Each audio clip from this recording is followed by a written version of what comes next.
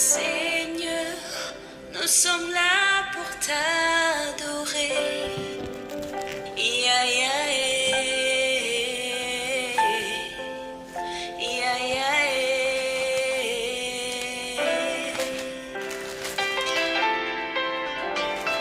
Seigneur, nous sommes là pour t'adorer. Ya, ya,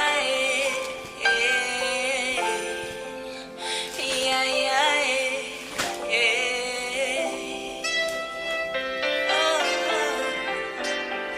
Seigneur, nous sommes là pour t'élever.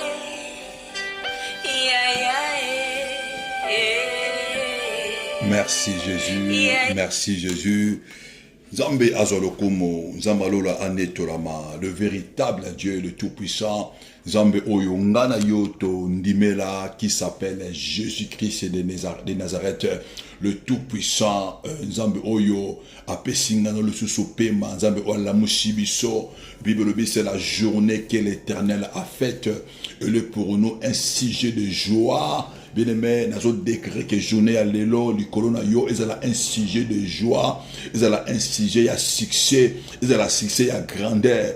La journée à l'élo, nous avons à visiter. Bien aimé, c'est votre humble serviteur, évangéliste Dieu merci Nyanga. Bien aimé, place wapi, nana yo to yaka po na kolobe la journée na biso, to élever Jésus, to élever le roi des rois, to élever le tout-puissant, le vainqueur de Golgotha. Et le Jésus de Nazareth, celui qui a vaincu la mort, le ressuscité du troisième jour, te élevé comme on a bien, mais nul ne comme lui, nul ne comme notre Dieu, dans les cieux, sur la terre et sous la terre, celui qui règne, celui qui domine, à lui la domination, à lui la puissance, à lui la gloire, son nom c'est Jésus-Christ de Nazareth, le komo que maison est panaye, à lui l'adoration, bien aimé. Et ma bolongonioso e kumba melagaka yeso, ma bolongonioso liboso na ye e kumba maka. Bien aimé, l'ennemi il veut ou pas que si ba genou na ye e ko kumba malidase ya kolona biso yeso, celui qui domine. Bien aimé, mutu moko te na sia mokili oyo azalo kola Jésus na biso, Jésus le ressuscité oyo kufa elonga yete, oyo kufa elonga yete, celui qui a vécu la mort, maladie elonga yete, maladie est touchée yete, parce que celui qui est le créateur, maï et mela yete, parce que celui qui a créé les eaux, bien aimé, mon pépé est touché yete, il a monté dans le cieux, bien aimé, sans hélicoptère, sans l'avion, sans l'ascenseur, Jésus-Christ, il a monté dans les cieux sans le fusée, parce que celui qui tient dans sa main la nature, te élever Zambewana, te élever Jésus, à Kumba Manaye, à Netola Manaye. Bien aimé, je vous salue dans le nom puissant de Jésus. Nous avons pu s'embotter et pas les amis de Jésus-Christ dans le monde entier. Bah, on va Kolanda Bisso partout. Et si Kabozali en Amérique, ils ont à mon abino. Nous avons à continuer comme ça dans ma vie, les amis de Jésus, dans mon kina Océanie, partout ici Kabozali Bisso. Le boko dans Zambé Yanguya, Nicolo Nabino, les amis de Jésus, bah, vous avez mon kina Europe. Nous avons à continuer comme ça dans ma vie, Nabino. Nous avons à bénir Père Pambo Labino, dans le nom puissant de Jésus. Nous avons salué tous les amis de Jésus-Christ dans le monde entier. Bah, au bazar dans Afrique, partout vous avez en Afrique du Sud, en Afrique du Nord, de l'Ouest, du Nord, du Sud. Zamalola à mon nabino, Zamalola à continuer comme ça dans ma vie nabino. Le boko na kolo na nguya, yango za likolo nabino dans le nom puissant de Jésus. Nazo bénir le véritable Dieu, nazo bénir le tout puissant. Bien aimé pour la vie na yo, bien aimé oyo nzambe a pesi du sous makasi. Ya kola na prière oyo bien aimé, prière efficace oyo tu ka kolo bella journée et yoka nzamba lola apambola tout le corps de Christ réuni au bazako bon de la ponabiso, les hommes de Dieu, les femmes de Dieu partout le monde entier, bazako bon de la pona œuvre oyo nzamba lola amona bino, nzamba lola a fortifié bino, nzamba lola a continuer comme ça dans la vie na bino, les amis de Jésus qui dans le monde entier, bazako soutenir biso d'une moyen d'une autre, financièrement et matériellement, nzamba lola a bénir bino dans le nom puissant de Jésus-Christ de Nazareth. Bien aimé, osako témoigner, osako évangéliser, bien aimé partager nalingi moto moko a laïke bien aimé na prière na biso et laïke nalingi otia otia oui bien aimé et partager les amis de Jésus bien aimé c'est partout ande bato ba koyeba nzambe na nzela yo nde ba ame bien aimé ko sala délivrer bien aimé ngai na yo to sala kaka œuvre ya évangélisation bien aimé partager bien aimé ba prière au ya matin et ça ko aider batou et belé il y a beaucoup de témoignages bien aimé dans ceux qui moninga mosusu abiki et nzamba kozanga te ko pambola yo parce que tu es parti il y a quoi accompli mission ya Jésus-Christ yo nous a dit continuité ya Jésus sur la terre bato bako bika na nzela na yo nzamba lola amona yo nzamba lola apambola yo bien aimé tozo lobela thème na biso précieux bien aimé il a précisé que le lot mercredi tozo na prière na biso toko banda yango à partir ya 18h mais dans la journée bien aimé na kati ya église pour qu'on recevoir bato oyo bako ya pour na ba prière na bango ya délivrance nzamba amona bino nzamba az apambola bino dans le nom puissant de Jésus-Christ. C'est le mercredi de délivrance bien aimé tous les vendredis bien aimé tous les amis de Jésus dans le monde entier bien aimé to kila kato kana jeune na biso de prière tous les vendredis dans la semaine tous les vendredis to sala ka jeune de prière autobandango de minuit jusqu'à 18h. Soko bien aimé nzambe asunga yo apiso makasi. Bien aimé il y a d'autres esprits ça sort que par des jeûnes et par la prière et tous les vendredis nous les amis de Jésus qui est dans le monde entier tous les kana jeûne pour la prière. Bien aimé ko bossa na temo ko jeûne tous les vendredis. Nzambe lola apambola yo. Bien aimé c'est la journée oyo mercredi nzambe oyo apesi biso. Tous le bela thème na biso bien aimé avant to bonde la nzambe avant to lobela journée ya lelo eyoka avant to lobela moya lelo eyoka moloba na nzambe avant to lobela mopepe eyoka to lobela soleil ya mokolo eyoka to pesa yango ordre bien bien yonde muto ko pesa ordre na journée yonde muto ko yebisa soleil makomi ezoloba na ngai na yo que le soleil ne nous frappera pas pendant la journée bien bien ko décréter na mokolo le soleil le ko frapper yote yo ko yebisa soleil ya mokolo lelo ke yo oko bénir ngai parce que ma commune na Nzambe zoloba que le bonheur et la grâce m'accompagnera tous les jours de ma vie. Tous les jours de ma vie, nous avons déclaré bien aimé la vie. Il y a ami à Jésus moko dans le monde entier que la journée à l'élo.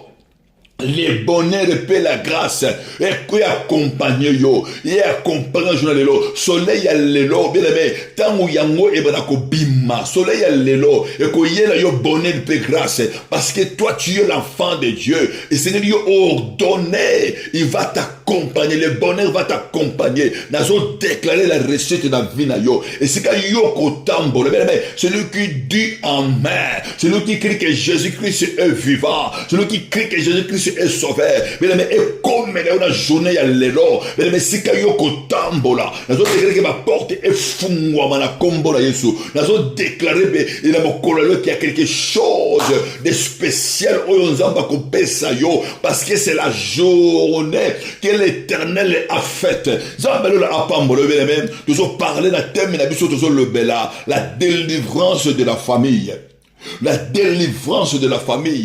bien aimé et sous thème na biso toujours parler sur la cause qui détruit les familles, briser la cause de la destruction de la famille, brisons la cause de la destruction de la famille, les causes où ils ont détruit la famille, et c'est auto briser bien aimé les cause aux a détruit ma famille à l'élo bien aimé dans le bakiton bozolo ma famille bien aimé ils a dit ensemble ya batu oyo et bazoko demeurer dans même sang donc toujours la famille ils a ensemble ya batu oyo ko demeurer dans même origine mais bien aimé Nzambe azana besoin ma bota et avancer Nzambe azana besoin ma bota et kende Nzambe azana besoin ma bota na biso ezala épargner bien aimé le volonté dans Nzambé, que yo osala épargné. Sur pourquoi tous au monde Joshua Zoloba, alors moi et ma maison, nous servirons l'Éternel.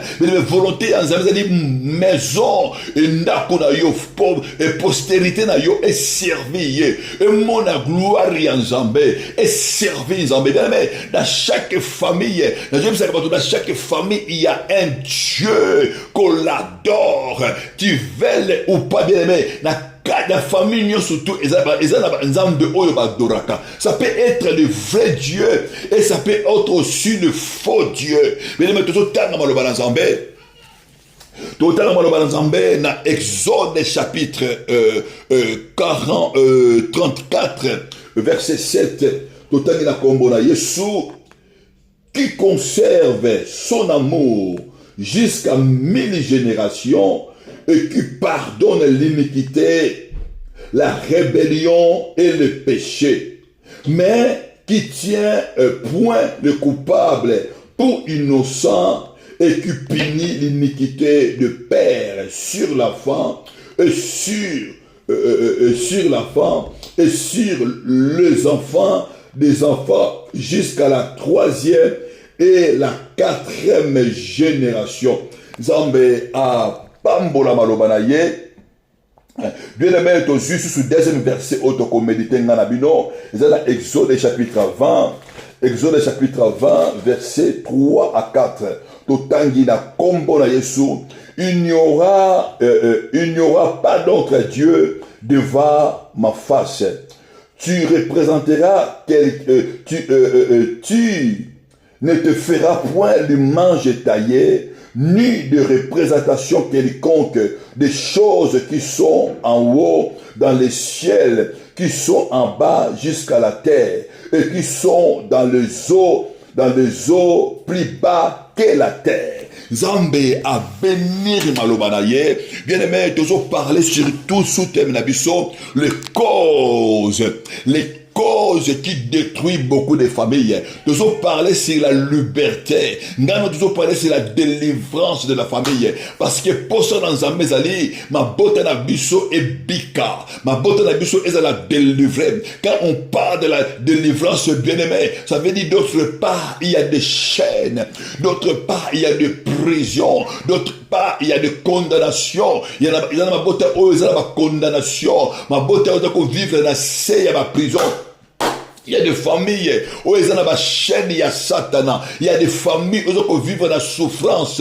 Où ils ont un ennemi à vendre les bango, ennemi à condamner ma botawana. Mais la volonté de Dieu, Bible dit que car Dieu a tant aimé le monde, il a donné son Fils unique, afin que quiconque croit à lui ne périsse point. Moto oyo a péririté, moto oyo a la détruité. Mais l'amour de Dieu pour l'humanité. Et ça que batuba mona loboko na Nzambe, batuba mona nguya na Nzambe, l'amour de Dieu pour les familles, l'amour de Dieu pour na mabota sur la terre. Et ça que yo na libota na yo mona nguya na Nzambe, yo otambu isama, c'est le principe ya Nzambe, yo aussi ma promesse na nkolo, mais la volonté na Nzambe, et ça que yo vivre une vie à victoire, une vie heureuse, mais la presque tu kotanga awa ma commune Nzambe ezolobela biso Nzambe ne moto azoloba Nzambe bezoloba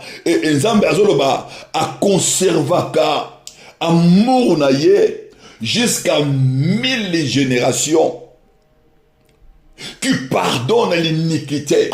Nzambe a conservaka amour na ye bien aimé jusqu'à la 1000 générations. L'amour de Dieu se conserve jusqu'à la mise en œuvre de la biso. Nous avons besoin d'un foyer na biso. Nous avons besoin de postérité na biso, na biso. Que l'amour de Dieu est régné. Là où il y a l'amour de Dieu, bien aimé, il y a la vie. Là où il y a l'amour de Dieu, c'est la liberté qui règne. C'est Jésus qui règne. C'est l'Esprit de Dieu qui opère. Mais ma commune en Zambé et lobby dans ma commune en Zambé et lobby qui punit l'iniquité de père sur les enfants et sur les enfants des enfants jusqu'à la 3e et à la quatrième génération. Bible dit, il punit l'iniquité de père. Ça veut dire, oyo ba papa ba kometa. Mais lorsque on parle de l'iniquité, ils allaient ba péché, oyo ba papa ba hérité. Bible dit, azako punir yango, azako quitter sa punition wana jusqu'à la troisième et la quatrième génération. Mais nous avons la cause oyo ezako détruire bato mingi lelo, ba cause oyo ezako détruire ma bota mingi lelo, ba bengi yango, c'est la cause, bien aimé, du péché hérité. Ba péché oyo bato ba hérité na mabota na bango, ba péché oyo bato ba sala na ma vie na bango. Bien aimé, Bible zoloba, bien aimé, l'homme moissonnera ce qui aura semé. Bien aimé, sur cette terre, bien aimé, kokanisate que mutu yo okobuka kaka na likolo. Bato mingi bazoko buka, bien aimé. Bato mingi bazako subir makambo oyo bango basalate. Mais comme ils sont dans la lignée, tant que la famille, bien aimé, tout la makila, tout la l'âme qui vit dans le sang. Ok, nakati ya âme. C'est là où circule l'héritage. Et bato mingi bazako hériter la punition, la malédiction, la souffrance, bien aimé. À partir, il y a ma condamnation, à partir il y a iniquité, oyo batu basala, oyo bakoko basala, oyo bakoko na bakoko basala, et batu bazako punir, batu bazako subir yango na mabota na biso. Bato bazako subir yango na mabota na bango. Nzambe alobi ki akopinir iniquité ya ba parents likolo ya bana. Bien aimé, ne dis pas que non ngana sambela kanangai. Dengi ngani na kata Jésus et makambo oyo etalinga te. Bien aimé, koya epa ya Yesu. Likolo bakitango yo oye epa ya Yesu. Et sengeli yo obana ko annihiler les iniquités. Et sengeli yo obana ko annihiler la condamnation. Et sengeli yo obana ko annihiler oyo eya. Bien aimé, mais oyo eya na vie na bato. Bien aimé, la plupart des choses eya na nzela ya masomo. Eya na nzela ba condamnation. Et ça, c'est là, subir, batou, sacrifier makila, ma commune dans un besoin de biso, na Exode chapitre 20, verset 4, Bible dit, tu n'auras pas d'autre Dieu devant ma face. Nous avons fait ce commandement. Alors, au cause d'un zambé mosusu te, na liboso na yo. Tu n'auras pas un autre Dieu parce que c'est l'abomination. Mais le côté sans zambe mosusu na libota, ezali abomination liboso na zambe. Mais le message na bota oyo biso to bima. Ezala libota oyo yo obima. La libota oyo ngana bima. Mais le ningi total ngana yo bien mais nani akoti sans zambe mosusu. Zambe nini oyo ayako régner na libota wana. Mais ça c'est l'abomination. C'est le péché. Bible que mutu oyo azwi nzambe mosusu atie liboso na ye. Mutu oza ko adorer nzambe mosusu oyo azwi nzambe oyo azali le véritable te.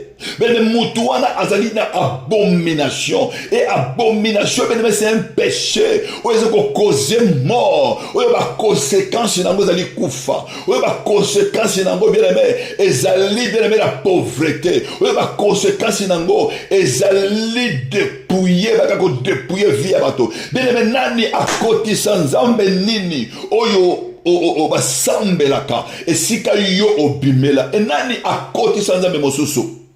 Les dieux étrangers, les dieux avec Dieu minuscule, le faux Dieu. Zambazoloba, tu ne feras pas une image taillée, ni de représentation semblable. Quiconque fait ces choses sont à l'abomination, ni les choses qui sont d'en-haut. Mais les gens sont belé, na mabote auto bimila, ba koti sa ba zambe ya mabe. Bah côté ça de faux Dieu, bah côté ça de faux adoration.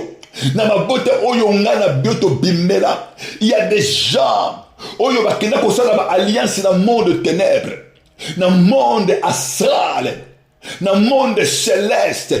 Bah to ba sala ba alliance, na ba ange déchu. bato basala ba alliance na ba soleil, na ba esprit de soleil, na basala ba lune. Bato basala ba alliance na ba esprit astral, na ba esprit céleste. Mais il y a des gens qui font des alliances avec des esprits des eaux, avec des sirènes des eaux, avec des sirènes de côte. Ils ont bato basala ba alliance na ba esprit de forêt. Bato basala ba alliance na kati ya mabota. Ozomona libota oyo biso na libota na biso ba benga biso ba serpent. Na libota na biso zo libota ba léopard, zo libota ba lion. Libota, il y a ma crocodile, bien sur cette terre. Et c'est dans ma botte, on va faire l'alliance. Bah, même ma zambé mon soussou. Bah, même ma faux Dieu. Bah, zambé, on va être détruire. Bien, que les diables, les malins, azali risé. Diable, azali séducteur. Ennemi n'a biso les diables. Il a séduit beaucoup de familles. À côté de ça, la famille mingi, na kati ya destruction. Bato mingi, baza ko ville, vous allez détruire les lois bien aimés. À cause il y a le faux Dieu. Oyo, batu ya mabota na biso. Ba koti ça na kati ya mabota. Bien aimé, soki moto akeko lukanganga. Soki moto asali ba alliance maléfique. Soki moto akeyi po aluka l'esprit de eaux, ce qui montre à sali l'alliance de l'esprit des cimetières. Mais le temps où il y a atendaka et l'autre moko ba sengaka ye asala part. Tant où il y a asali part, ba benyango alliance ya makila. Tant où il y a asali alliance ya makila, ça veut dire à côté si bino nyonso to na kati ya alliance na ye. Ça veut dire à qui côté kalibota. Ils ont ba bota mingi ba tekama lelo, mais parce que il y a quelqu'un oyo andima à côté sa libota. Na kati ya alliance maléfique pour alinga akoti nzambe mosusu bakota les faux dieux na kati ya mabota mais nani akoti ça les faux dieux na libota oyo oyo yo obimela basambela ka nzambe nini badoka le dieu nini.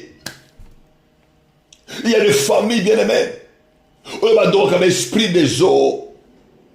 Il y a des familles bien-aimées okuta na bandako na bango.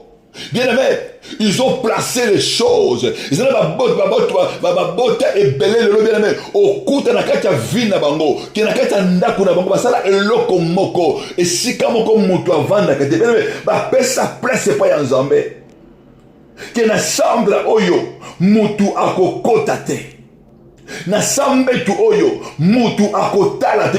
Et regarde le faux Dieu. Apesi bango ekila.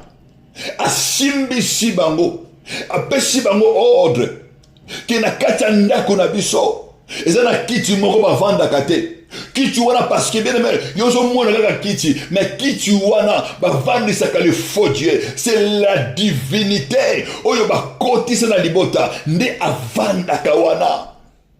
Bien aimé, nani akotisa quelque chose na kati ya libota? Nani andima asala alliance na mai? Oyo amema l'esprit des sirènes des eaux. Oyo ba sirène des eaux, ba comment ko dominer, ba comment ko créer ba souffrance, ba comment ko créer ba fortement na libota, ba fortement parce que vous avez besoin makila, ba comment ko créer kufa, le kufa et koto na libota que chaque année et c'est que moto moko akufa, et c'est que mwana mobali akufa, et c'est que mwana mwasi akufa, nani wana asaka parte na libota, oyo ba sirène des eaux, oyo ba divinité bien aimé na kati ya mabota. Bazo senga ba sacrifice bazo pesa makila ya famille nani wana bien-aimé na mabota oyo to bimela et c'est to détruire cause bien-aimé. La cause c'est du péché, la cause c'est du péché, cause oyo kotisa bato mingi na kata malédiction, cause oyo bato bazo vivre na vie na bango na bandaku oyo to bimela tant mosusu papa lobi ke na ndaku oyo à partir de minuit, mutu moko te azala libanda, mutu moko te azala na salon, na pas à partir de minuit, mutu moko te parce qu'il y a moko na minuit, akena kana ba toilette pour quoi adorer. Ils ont ba tout mususu bien aimé. Et si kabango ba bote bandako ba vanda, au moins ba serva ka ba esprit, au moins ba tiaka biloko na sani. batie biloko na sani bayebi soki na biloko oyo kiloko tia yango na porte ya ndako ava bato balala bazwi sani na biloko batia yango na porte ya ndako ou bien bazwi sani na biloko bazwi biloko bake kotia yango na nsima ya ndako parce que ils savent il y a la présence des esprits maléfiques oyo bango basala yango alliance oyo eyaka mpona kolia bien aimé libota oyo botama libota oyo yo owuta bien aimé nani akotisa kufa nani akotisa malédiction makomi na nzambe oyo banabiso par un seul homme que le péché est entré la mort est entré ezaka na nzela moto moko ne lisumu ekotaki et ce péché a engendré la mort. Bien aimé, c'était Adam qui a mené la mort. La première personne où il a mema lisumu ezali Adam parce qu'il a désobéi à Dieu. Bien aimé, toute la famille ils ont désobéi à Dieu. Au lieu de louka le véritable Dieu, au lieu de louka le tout puissant, au lieu de louka nzambe ya solo, les faux dieux. Mais moi de la promène à libota otobima na yango omona bato balingaka kotalisa kokeni epa ya nganga moins de problèmes toke pa ya maman tel ozalaka kuna na selembao ozalaka kote ya bumbu na kimbatseke toke na njili kotalisa bien aimé c'est ça les familles oyo tobima na yango bien aimé ekotisa abomination ekotisa kufa ce sont les péchés bien aimé bameme biso bakotisa bato na kati ya malédiction bakomi na nzambe ezoloba ce que l'homme aura semé il lui moissonnera bien aimé basema nini na kati ya mabota na biso parce que uta bien-aimé basemani na kati ya mabota nani avanda nzambe nini oyo adirijaka libota nzambe nini oyo apesaka ordre mabota makomi na nzambe oyo bana biso na Jérémie chapitre 31 verset 29 en ces jours bakoloba lisusu te abina bakoloba lisusu que les parents ont mangé les réserves. Mais ce sont les dates des enfants qui sont engagés. Bien aimé, tant que vous avez les réservés, ils ont fui on a une qualité. Bateau va gagner comme Luca, richesse, balia richesse avant.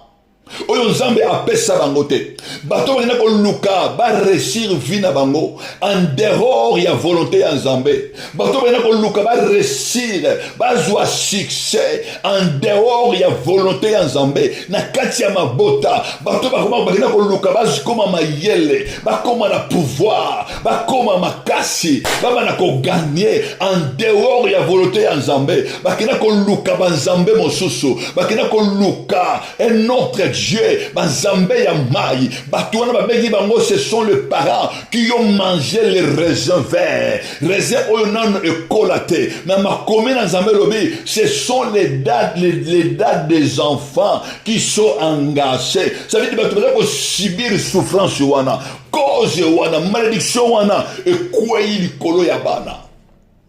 Bien aimé, je priais pour beaucoup de gens. Et tant que yo so bon de la Zambé, Zamba zo biso qui non muto so bon de la panaye, il y a les chants ancestrales les ont criés. Ils ont tout mingi pour souffrir le bien-aimé. Ils ont makila des oganga, makila oyo ba koko ba salaki. Makila oyo barrière de pana ba salaki. Bien-aimé, tango yo oyepa ya Nzambe, esengeli yo oyeba obimina libota nini yo obimana yango. Bien-aimé, Bible nous parle biso, c'est la révélation de l'Éternel. Puis c'est la révélation de l'Éternel, bien-aimé. Un peuple sans la révélation, c'est un peuple sans défaut. Bien que vous connaîtrez la vérité et la vérité vous affranchira. Tant que yo oye pa ya Yesu, lo kwali bosso Saint-Esprit apesa kabato, ba benyango ce qu'on appelle la lumière. Lumière tant que yaka na vina yo, parce que la lumière c'est Jésus, la lumière c'est notre Dieu, il est la vraie lumière. Et la Bible dit, et azo ba la biso na ma commune Nzambe, je suis la lumière du monde. Je suis la lumière du monde. Celui qui marche dans ma lumière, ils ne seront jamais trébuchés. Tant que yo oyepa ya Yesu, mais esengeli yo oyeba, les botanini oyo yo obimana yango, esengeli Saint-Esprit a éclairé yo, o comprendre où t'as les botanini, mais bisonion surtout où t'as les botan mon côté. Mais mon colomoso dans un bon de pour un décomoko, zamazo bisangayi, problème na ye, c'est les sangs qui crient. Et ça m'a quitté au gang du corona yé. Alors dit maman aux bon de la pona yé. A outi na libota ba chef coutumier. Et les chefs coutumiers, ils ont sacrifié 130 personnes. Oyo ba kunda bango. Et ma quitté ba tuwana ezo gang du corona yé. Ba centre na yé. Les chefs coutumiers, ils ont fait des sacrifices. Et les sacrifices wana. Ezoganga, le collier a dit bota oyo. Bien aimé, il y a des familles qui ont sacrifié. Mais maman oyo azoye bate. Maman oyo pour la vie n'a pas tambola te. Pour maman oyo papa dit vie n'anga les choses ne marchent pas. Bon de la pour n'anga. Bien aimé, mais quand on a commencé à prier, Dieu m'a dit que non, les problèmes, ça se trouve au niveau. Il y a ancêtre naïe, ils ont sacrifié. Ils ont sacrifié des gens vivants. Bakunda bato, ba sacrifié bato. Ba boma bato. Et ma kila wana ezokanga. Zambazolo bana kaye. Zambazolo bisa kaye. Azolo bana ye. Alobi j'ai attendu les cris du sang de ton frère Abel qui crie de la terre jusqu'à moi. Mais il y a des sangs qui crient. Ezala makila oyo. Bien mais il lelo ezokanga na ba vie bato. Bible zoloba, zaloba akopinir l'iniquité à ma pare pa ya bana na bango. Bene ba para oyo to bima na yango bename. Libota oyo to bima, bename eloko nini bango basala. Eloko nini bango basala ba sacrifier banani. Ma commune zo ba l'homme moissonnerait ce que l'on semait. Bene ba sema nini. Ma commune en Zambézolo Balabiso, il y a un certain moment en Israël, bien aimé, il y avait la famine, il y avait la souffrance. Nakati ya Israël, bien aimé, souffrance et zalaki. Ma commune en Zambézolo David. Ate koluka nzambe pour atuna ye nzambe pourquoi il y a la famine oyo ewutu wa bien aimé il a chaque souffrance ce comme on la vie na yo bien aimé ozo bonde là il y a rien qui avance et sengeli yo oyeba otuna nzambe oluka fasi ya nzambe et sengeli yo oluka prière et sengeli ba bonde la pona yo afin de te comprendre d'où vient cette souffrance. Et si quand on est wutu wapi, malédiction est wutu wapi. Bien aimé, quand tu as ennemi à demeurer souvent dans la vie na yo, quand tu as vie na yo et demeurer dans la souffrance.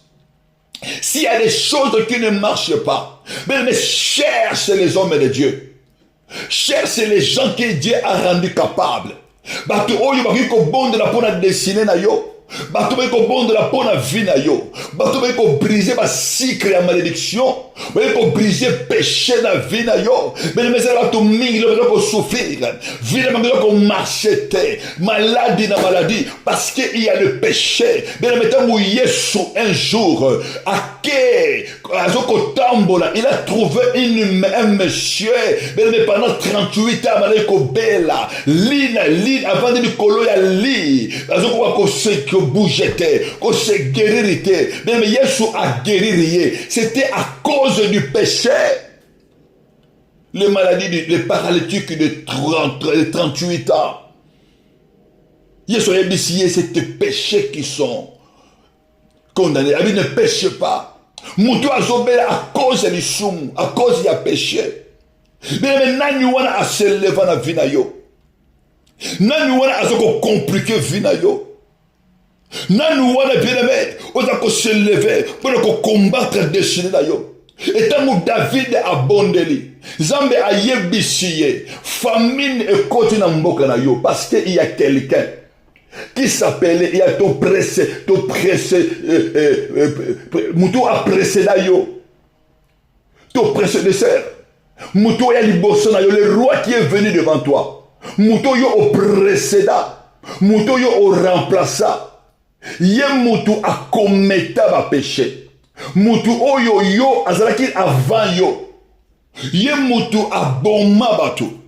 Ye mutu a sacrifié ba Gabaonite. C'est pourquoi tu vois que la famine est continue à vivre. Parce que David, il a cherché l'Éternel. David, il a eu des informations. Mais c'est lui qui a des informations. Mais Rebecca, tout le monde a vu Rebecca. Mais la casse est libomounaye. Bana bazoko bunda. Il y a eu des problèmes. Rebecca, il est parti chercher les hommes de Dieu pour avoir des informations. Il est parti chercher l'Éternel. Et c'est lui qui a lukan zambe. C'est lui qui a lukan fasi zambe. Quand les choses ne marchent pas. Parce qu'il y a des gens qui ont précédé, ils ont causé des choses. Mais tant que David a comprendre, ils n'ont pas coupable à mon soso, ils n'ont pas faute mon soso, ils n'ont pas péché à tout ça. Et c'est lui péché on a consommé. Et c'est lui péché on a consommé. Ma commune dans un bezoloba.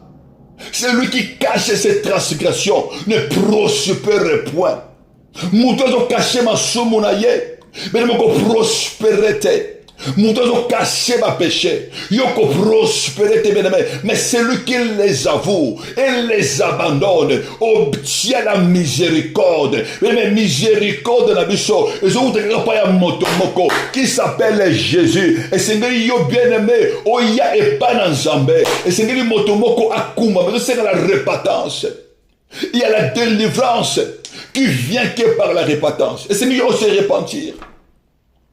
Et c'est lui qui se repentir. Comme Daniel s'est repenti. Daniel a comprendre. Ce qui lui botte dans la maison souffrir. Ce qui dans la carte va passer dans la carte il y a Babylone, dans la carte esclavagisme. Et c'est à cause de nos prédécesseurs. Bateau va précéder biso. Bateau va y aller bosso na biso. Bateau va y aller avant biso.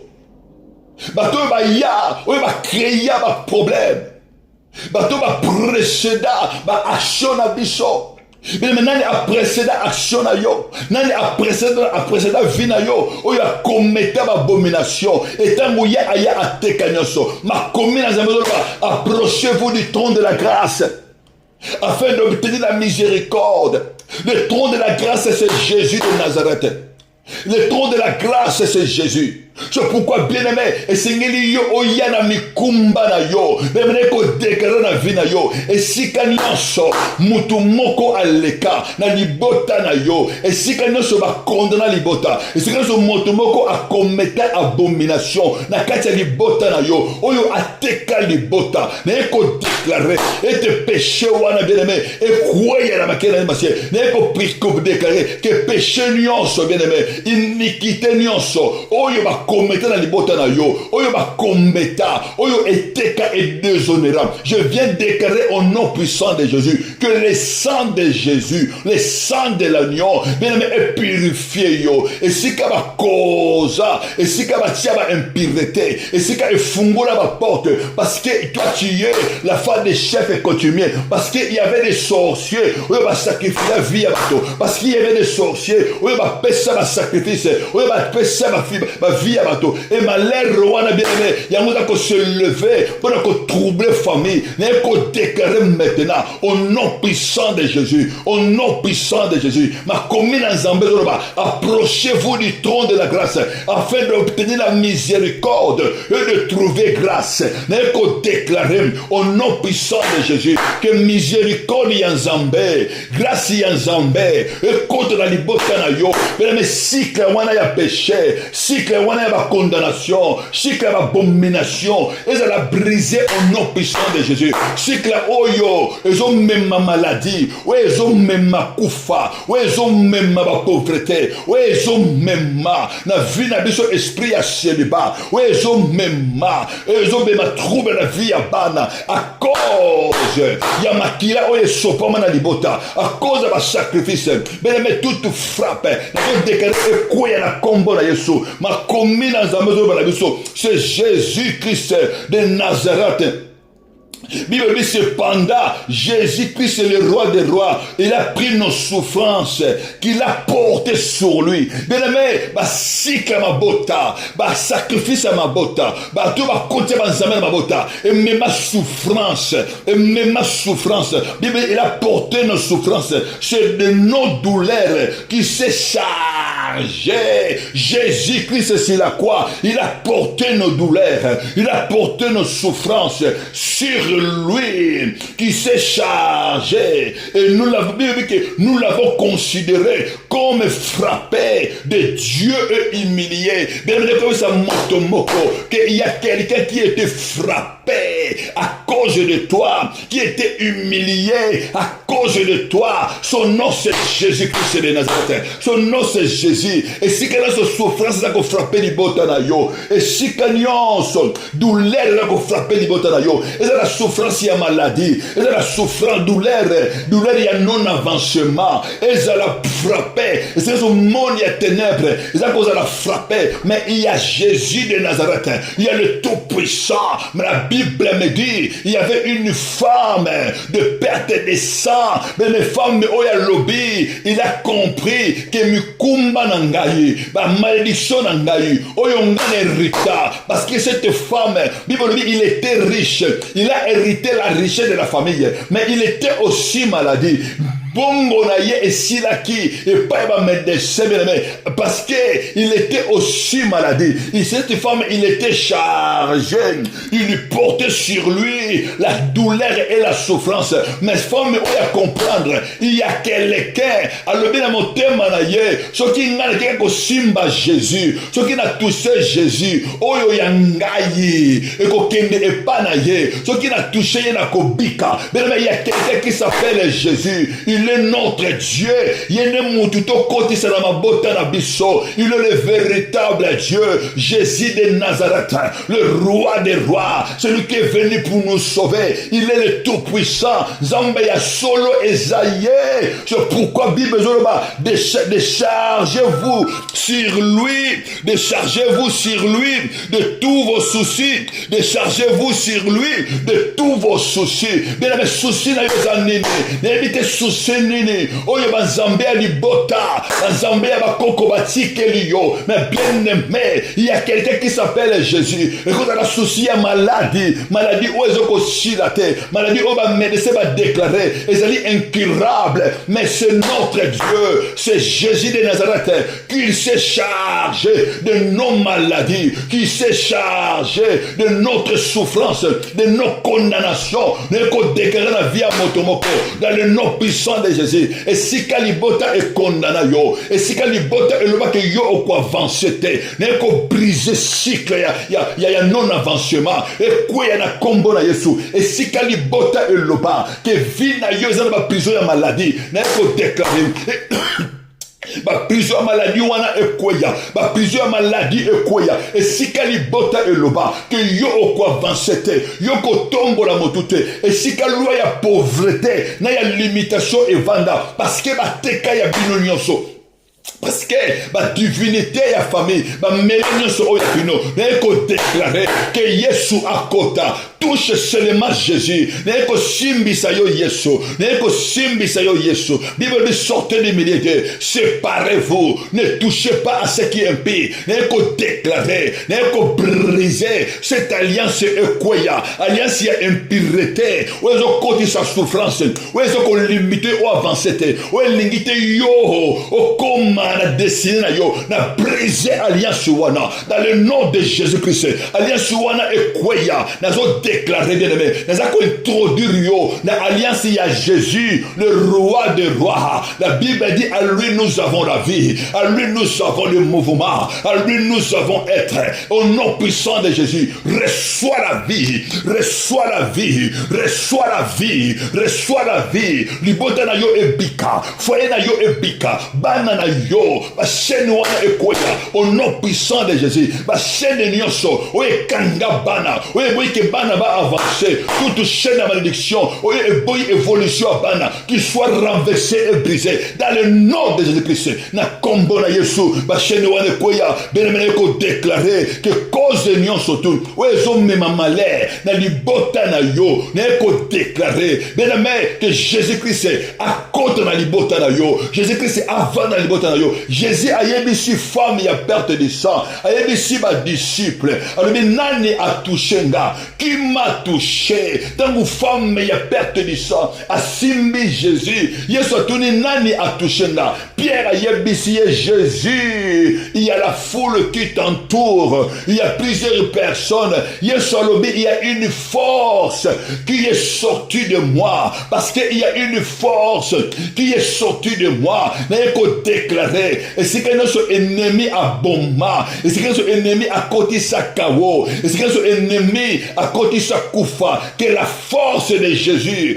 que la force de Jésus, que la force de Jésus, épée sa vie, et tel misayo, et c'est que nous sommes lembisayo, et c'est que nous sommes décourageayo, et c'est que nous sommes liés à libota, et c'est que nous sommes passés à libota, et nous sommes condamnés vinayo, et c'est que nous sommes limités yo, nous avons déclaré maintenant que la force de Jésus, la force de Jésus, la force de Jésus, et tel misayo, la force de Jésus, et pesayo solution, et guérir yo, que le nom de Jésus, une force spirituelle, une force divine, et quand on a kati ya foyer na yo, et quand on a kati ya ndako na yo, une force, et y a quoi arrêter, hémorragie à maladie, hémorragie à pauvreté, hémorragie à avortement, et y a quoi briser, hémorragie. Il y a la limitation, hémorragie à célibat, il y a quoi arrêter, hémorragie à non-avancement, il y a quoi arrêter cette hémorragie, il y a mort au nom puissant de Jésus. Bible dit à l'instant même, cette femme était guérie, il y a quoi déclarer que oh Zoyango, reçoit la guérison, reçoit la transformation, oh comme on a dessiné là, yo vivre dans la gloire, dans le nom puissant de Jésus, yo vivre dans la victoire, Yesu akota li sumwa li bota na yo et ça l'a pardonné au nom puissant de Jésus. N'est qu'au pardonner péché wana dans le nom de Jésus, que tes péchés soient pardonnés au nom de Jésus, que tes péchés soient pardonnés au nom de Jésus. Péché ou même condamnation et ça l'a pardonné au nom de Jésus, et ça l'a pardonné par le sang de Jésus. C'est pourquoi bien-aimé ozokelekala na sama kolona nzambe ozobana nkolo ya papa yokela ngai mawa, yokela ngai mawa, yokela ngai mawa,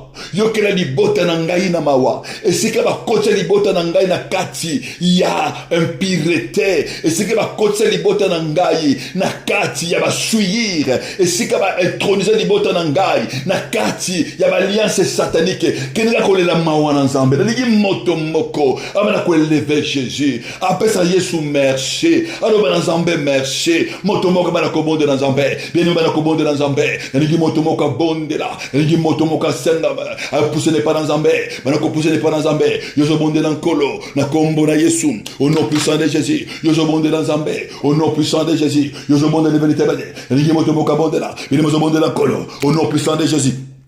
Ozomonde na Zambé, na kombo na Yesu, au nom de Jésus-Christ. Bien-aimé bonde na Zambé, ozomonde na mokonji, ozomonde na mokonji, bana ko lever Jésus, bana ko lever le roi des rois, bana ko lever le tout-puissant, ozomonde na Zambé, ozomonde le tout-puissant, na kombo na Yesu, au nom de Jésus-Christ, au nom puissant de Jésus. Bien-aimé ozomonde na Zambé, lo bana ko mawana yekita, bana ko senga mawana Zambé, bien-aimé na ngimoto mo simili, lo bana kolo, tani sa Zambé libota na yo, lo bana Zambé, liboto yongana uta, bana ngimoto moko, bana ko se repentir. Moto moko ayana sama kona Zambé, Daniel et bien-aimé azoloba na Zambé, mon Dieu et mon roi, ayez pitié de moi, liboto ngana bimana yango, famille ngana bimana yango, ningi moto moko bondela na kombo na Yesu, au nom puissant de Jésus, au nom puissant de Jésus, au nom puissant de Jésus, moto moko bondela Zambé, moto moko bondela mokonje, bini mozo bondela nkolo na kombo na Yesu, yozo bondela Zambé, au nom puissant de Christ, ozolela mawana Zambé, ozolela mawana Zambé, ozolela mawana Zambé, makomene zo gloire, si mon peuple mon nom est invoqué, le banan Zambé, libota na bimana yango, tela libota na bimana yango, ozo be le banan Zambé, bonde le banan Zambé, benamel le banan Zambé, tali sans Zambé, la lingi yo bonde la. Mon Dieu et mon roi, oyongana mitika, oyomakila bimana yango, lo banankolo, lo bananzambe, tala makila oyongana bimana yango, mon Dieu et mon roi, makila ba idolâtrie, makila bimana yango, mon Dieu et mon roi, makila ya sorcellerie, ya ba sirène des eaux, banako senga ma wananzambe, makila ya ba serpent, ozolo banankolo, benemozo bondela, yumozo bondela, naligi motomoka bondela, makomena zambe zoloba, David chercha la face de l'Éternel. David chercha la face de l'Éternel. Manako bonde na kolo. Ozo bonde na nga elongo. Ozo lo bananzambe. Mawana yekita. Nikolo ya vinanga. Ozo lo bananzambe. Mawana yekita. Na osikanga na wuta. Ozo lo bananzambe. Libotonga na wuta. Saint-Esprit de Dieu. Lo banankolo. Libotonga na bimana yango. Ba sacrifia nani. Nani a sacrifia. Nani a pesa. Nani a sacrifia. Ozo bonde na zambe. Beba inosanini. Oyo bango ba sacrifia. Ozo le mawana zambe. Ozo banankolo. Papa yokelanga mawa. Yokelanga mawa. Tali sankolo. Bele ba zemi oyo olongola. Combien de zemi yo olongola. Lo bananzambe. Papa tala vinangai. Na longola ba zemi. Bien aimé ozo bonde na zambe. Bien aimé ozo bonde na kolo. Bien aimé ozo bonde na zambe. Ba zemi combien. Yo olongui sa basi. Il y a les sangs qui crient. Il y a les sangs qui crient. Il y a les sangs qui crient. Ozo lo barera na zambe. Yokelanga mawa. Yokelanga mawa. Bien aimé oboma ba ame combien. Mama ba ame combien yo sacrifia. Bien aimé ozo ba na zambe. Il y a que par la repentance. Il y a que par l'épatance. Mi bezolo ba. Celui qui cache ses transgressions ne prospère pas. Ozo lo ba na kolo. Mawa na yekita. Na katia vinanga. Ozo lo ba na yeso. Libotanga na bimana yango. Tala libotanga na bimana yango. Mon Dieu et mon roi. Mawa na yekita. Libota ya sorcellerie. Ozo lo ba na zambe mawa. Libota ya idolâtrie. Mon Dieu et mon roi. Au nom puissant de Jésus. Na lingi motomoka simba Jésus. Motomoko. Ana motema na ye. Akene komi kitisa. Na si atoni ya nzambe. Bien lele la nzambe. Ozo lele la nzambe. Ozo lele le roi des rois. Ozo lele le tout puissant. Na kombo na Yesu. Au nom puissant de Jésus, yo bonde la mokonji, yo bonde la nkolo, le barkolo mawana yekita, ozo bana nzambe, dans la vie oyanga, libotanga na bima, ndako ngana leka, mon Dieu et mon roi, bako sakra biso, bakaba biso na mai, mon Dieu et mon roi, bene meza na bato oyo, bene me osala le kola sacrificateur, bene me osala l'esprit des eaux, l'esprit de la maison, ils ont bato oyo, ils ont servi l'esprit de la maison, na kata bandako na bango, et c'est kaba hôtel les alaki, et c'est kaba Zungu ezalaki, et si ka ba maramite mafik ezalaki, et si ka ba médaille ezalaki, ozolo ba nzambe, mawana yo kita, bene ba pesa yo nini, nani a pesa yo ba chenette, nani a pesa yo bien-aimé, nani a pesa yo ba chenette, nani a pesa yo ba nzungu, nani a pesa yo eloko oyo simba, nani a transmeta yo, bene c'est l'idolâtrie, nani a pesa yo bien-aimé, c'est l'idolâtrie, yo zo bonde la nzambe, nani moto moka le panankolo, nani a pesa yo protection, nani wana akufa papa ou maman nini koko nini oya tikre eloko oyo yo obombati lelo bene kwela la saba kona nzambe kwela la saba kona nzambe bana kolela nzambe mema yango bene to tumba yango eloko oyo ba pesa yo eloko oyo koma lelo hotel na vie na yo oyo koma ko mela destiner na yo oyo koma ko détruire destiner na yo bene bazo lela ozo senga kaka mawana nzambe lo bakolo mawana yo kita mawana yo kita mawana yo kita mawana yo kita mawana yo kita likolo ya vinanga moto mokele mawana nzambe aloba nzambe piche yokelanga mawa na lingo bonde na nkolo yo lingo bonde na mokonji yakana si atoni ya grâce approchez-vous donc du trône de la grâce avec assurance afin d'obtenir la miséricorde et de trouver grâce pour être secouru à vos besoins moto moko abonde na nzambe abonde na nzambe abonde na nzambe précédé nani nani précédé nani précédé nani précédé yo nani wanda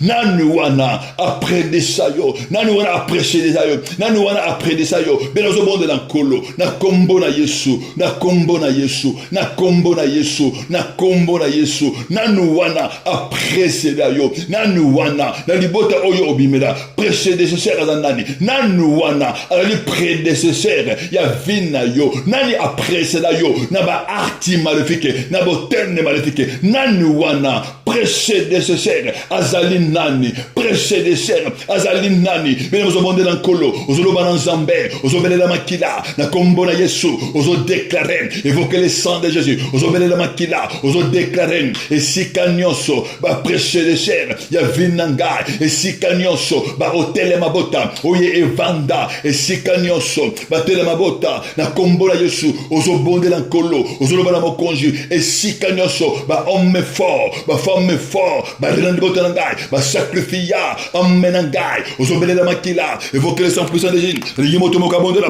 évoquer le sang de Jésus ozobondela nkolo banako briser lelo banako déclarer évoquer le sang de Jésus le sang de l'agneau yimotomoka belela makila ozobelela makila na kombo na Yesu au nom puissant de Jésus na kombo na Yesu au nom puissant de Jésus na kombo na Yesu au nom puissant de Jésus na kombo na Yesu esika nyonso précédésaire moko aleka besika moko j'ai à ténèbres à sacrifier ma bota akaba ma bota belela le sang de l'agneau banako briser alliance banako briser alliance Bible zoloba voici alliance que moi je ferai à ce jour-là de l'éternel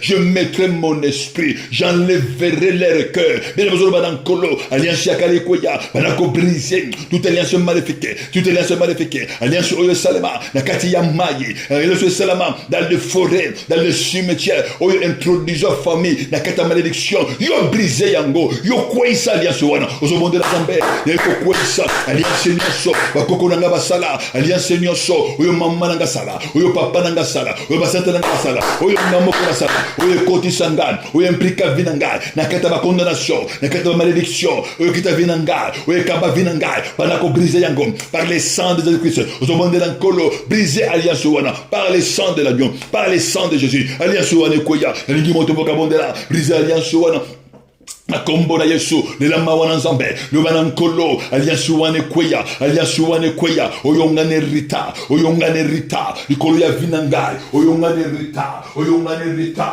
elibotana na botama ozolobana nzambe alliance wana kweya na kombo na Yesu motomoka bondela benemi orita nini Bible zoloba ce n'est que par les sang précieux les sang de l'agneau les sang s'attache les sang puissants que nous sommes rachetés de la vaine manière que nous avons hérité de nos pères banako briser héritage non sur la ténèbre oyeboyo omata héritage wana oyeboyo otombwama héritage wana esclavagisme banako briser yango ozokwisa héritage wana esclavagisme na kombo na Yesu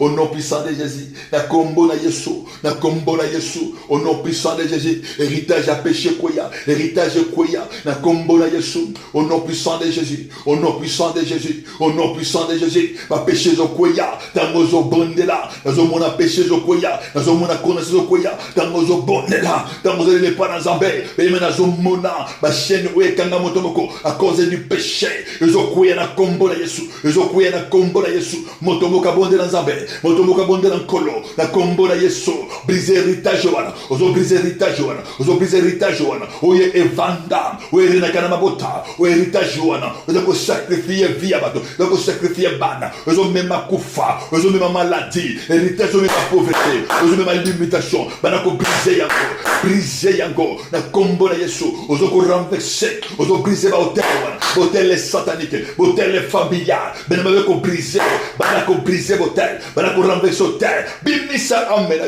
yo obima amina yo ebima na sia hôtel de maléfique amena moto mokezo bima tango zo monde na zambe amina yo bima ozo belela makila le sang de Jésus le sang de l'agneau amina yo bima na kombo na Yesu amina yo bima na sia ba condamnation na sia ba limitation amina yo bima oya yo bima oya yo batanda serpa azo sanda divinité azo sanda wana ko krasa bana ko nyataye bana ko koisaye divinité wana koya na kombo na Yesu divinité wana koya bana ko briser na kombo na Yesu koisa lo ya maladie koisa lo ya pauvreté pauvreté, quoi ça loi ya limitation, quoi ça loi ya avortement, quoi ça loi oye zolopa na libota oyo motomoko ta ko bala libala ya bien, quoi ça loi ya shelipa au nom puissant de Jésus, loi ya idolâtrie na zolopa que la libota oyo motomoko ta ko sala le vrai Dieu, loi wane kweya, les a ko écraser tous les idolâtres,